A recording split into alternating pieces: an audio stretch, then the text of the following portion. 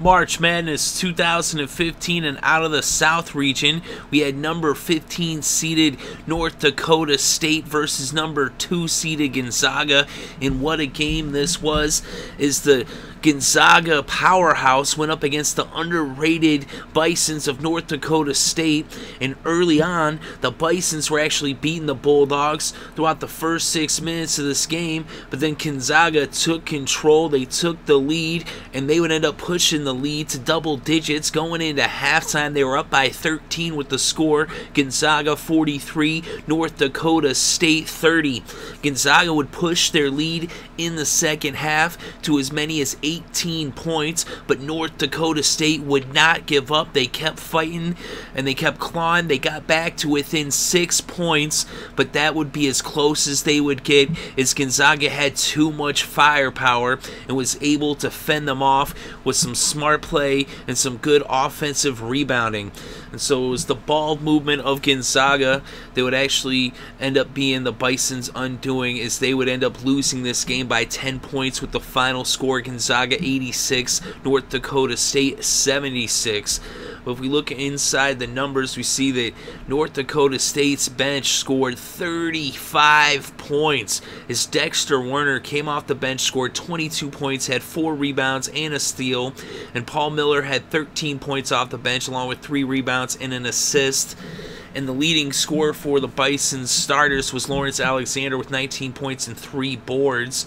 And Corey Brown had 10 points and 6 boards for the Bisons as well. But Gonzaga had 4 starters score in double digits, including the game's leading scorer, Kyle Wiltjer, who had 23 points and 8 boards, 1 assist and 1 steal. He was just 2 boards shy of the double-double.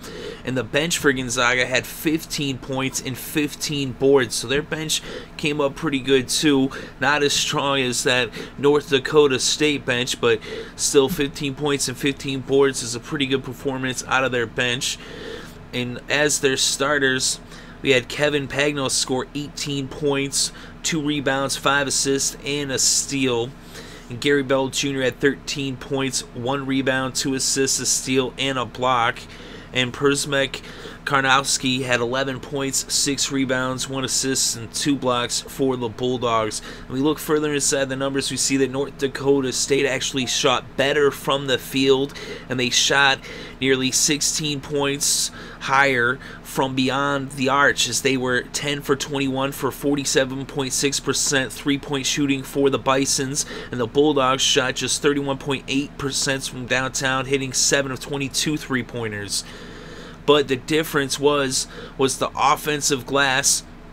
The Bulldogs had 11 offensive rebounds versus just 3 offensive rebounds for the Bisons, and that would actually contribute to a 35-25 difference in rebounds overall between the two teams, with Gonzaga edging out North Dakota State by 10 on the glass.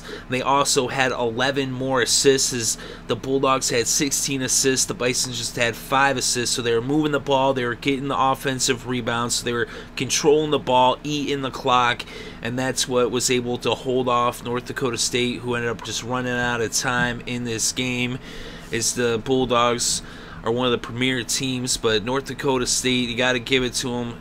They fought hard. They gave Gonzaga all they could handle, and they came up close, but they fell short, as they ended up losing by double digits with the final score, Gonzaga 86, North Dakota 76. And so the Bulldogs are moving on in the South. They're going to be facing Iowa in round of 32, and that's going to be on March 22nd, this Sunday night at 7, so keep an eye out for that. We will keep you updated on all the action in March Madness, so stay tuned for that. But as we said, in this game, the final score, Gonzaga 86, North Dakota State 76.